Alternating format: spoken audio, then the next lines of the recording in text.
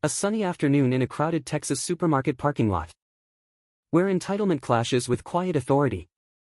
Karen Thompson. That classic know-it-all with her perfectly coiffed hair and designer sunglasses. Spots what she thinks is her rightful parking spot, only it's occupied by an old pickup truck. Without a second thought, she unleashes her fury on the driver. An unassuming elderly man named Jack Harlan. Honking her horn like a banshee and yelling obscenities that echo across the asphalt. But oh! What a twist, Jack isn't just any old-timer, he's a retired Texas Ranger with decades of facing down real outlaws. The air thickens with tension as Karen storms out of her SUV. Her heels clicking sharply against the pavement like warning shots. How dare you take my spot? You old fool, she shrieks. Her voice piercing the hum of distant traffic and the faint scent of hot tar baking under the sun. Jack, leaning against his truck with a sigh that carries the weight of 1,000 dusty trails, just tips his weathered cowboy hat and mutters. Ma'am, I was here first. No need for all this hollering. But Karen isn't having it, her face flushes red. Veins popping like thunderclouds ready to burst. Why can't people just follow the unwritten rules she invents on the spot? Isn't that what society owes her? Jack feels a familiar twinge in his gut. The kind that used to signal trouble back in his Ranger days, chasing cattle rustlers across the Rio Grande or staring down armed bandits in moonlit showdowns. He breathes in deep. The aroma of fresh-baked bread wafting from the store mixing oddly with Karen's overpowering perfume. A cloying floral assault that makes his nose wrinkle. Listen here, he says calmly. His voice gravelly like boots on gravel. I've dealt with worse than a parking spat. Let's just move on. But no. Karen doubles down, whipping out her phone to record him.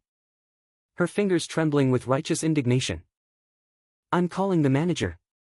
The police. You'll regret this. You parking thief, she declares. Her words slicing through the air like a whip crack.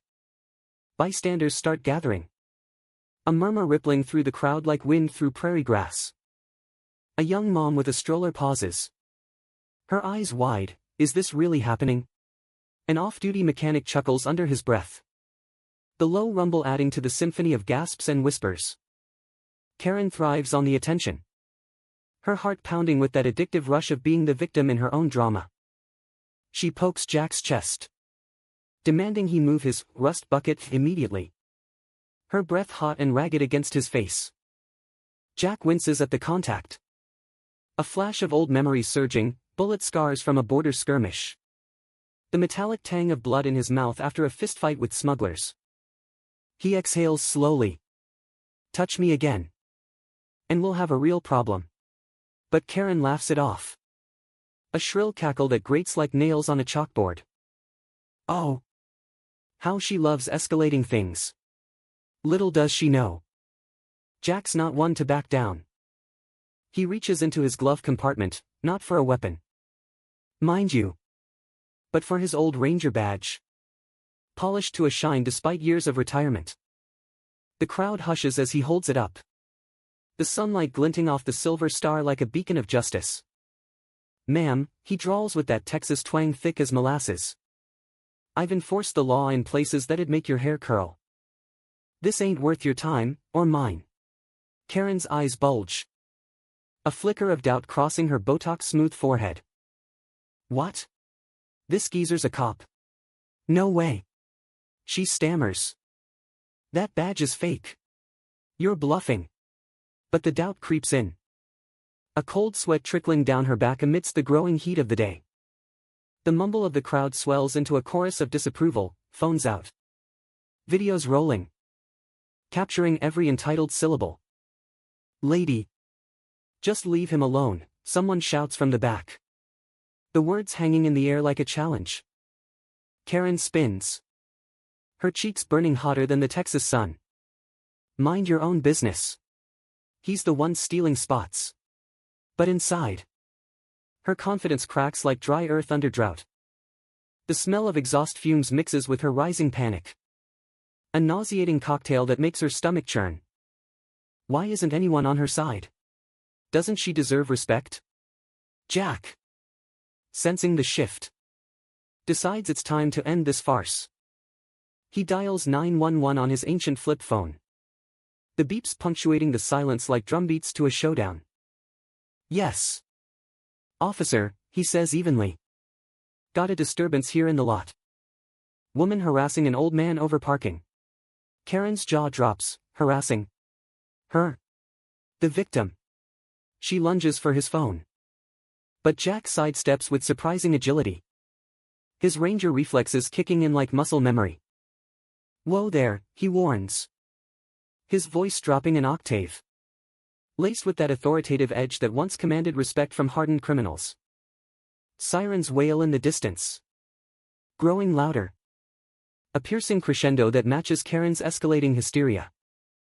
She paces, her heels scraping the ground, muttering curses under her breath. The crowd parts as two patrol cars pull up, lights flashing in rhythmic pulses that paint the scene in red and blue. Officers step out, badges gleaming, real ones this time.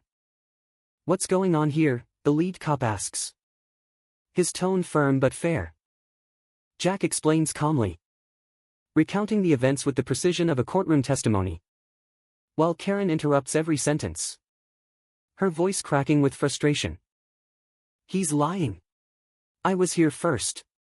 But the videos from bystanders tell a different story, her poking, yelling, the whole entitled spectacle laid bare.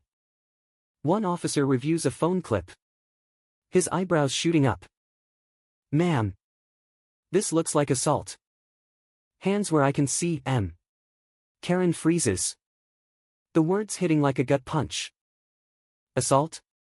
Her world tilts, the ground seeming to sway under her feet. The metallic click of handcuffs echoes as they're snapped on her wrists, cold, unyielding. A stark contrast to her pampered life. "This is outrageous. Do you know who I am?" she wails, tears streaming now, mascara running like black rivers down her face. The crowd erupts in murmurs, some cheering quietly, justice served on a silver platter. As she's led to the squad car, Karen glances back at Jack, who stands tall, his expression a mix of pity and resolve. "Learn from this." "Ma'am," he calls out, his voice carrying over the din. "Entitlement ain't a free pass." She slumps in the back seat, the door slamming shut with a finality that resonates like a gavel. The scent of vinyl and regret fills the car, her sobs muffled but audible. How did it come to this?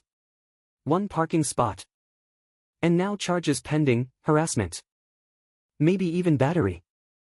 Back at the lot, Jack shakes hands with the officers, old comrades exchanging nods. "Thanks for the backup," he says with a wry smile. The mechanic from earlier claps him on the back. "That was epic. Man, you handled her like a pro." Jack chuckles, a deep rumble from his chest. But inside, a sigh escapes. Another day, another lesson in humility. He drives off into the sunset, the horizon blazing orange, thinking about how karma has a way of circling back, swift and unforgiving. Word spreads like wildfire, videos go viral on social media. Hashtags like Karen vs. Ranger trending overnight. Karen's face plastered everywhere, her entitlement exposed for the world to judge. At home that night, released on bail, she stares at her reflection, the sting of humiliation sharper than any slap. Friends distance themselves. Whispers follow her at the country club. "What happened to you?" they ask. But she knows, pride before the fall. Months later, the court date arrives. A stuffy room filled with the shuffle of papers and the low hum of fluorescent lights. Jack testifies, his story straightforward, no embellishments. Karen's lawyer pleads for leniency, but the judge, a no-nonsense woman with a gaze like steel, isn't swayed. "Actions have consequences," she declares, banging the gavel. Community service, 200 hours cleaning up parks. Ironic for a parking lot offender. plus a fine that dents her savings. And mandatory anger management classes. Karen trudges through her service, picking up litter under the relentless sun. Sweat soaking her designer blouse. The irony bites hard, once the queen of complaints. Now the one scrubbing away society's mess. She overhears kids laughing at her story online. A twist that twists the knife deeper. But slowly, grudgingly, change creeps in. A conversation with a fellow volunteer, a former addict turned helper, opens her eyes. "We all mess up," he says, his voice soft amid the rustle of leaves. "It's what we do next that counts." In the end, Karen emerges humbled, her edges softened by the harsh lesson. She volunteers more. Even apologizes to Jack over coffee one day, the aroma rich. The air cleared. "I was wrong," she admits, her voice trembling. Jack nods. We all get a second chance. The story closes on a high note. Justice isn't just punishment, it's growth. So remember, folks, next time entitlement bubbles up, think twice. Karma's always watching. And sometimes, it wears a ranger's badge. What a wild ride. Right? Stay humble out there.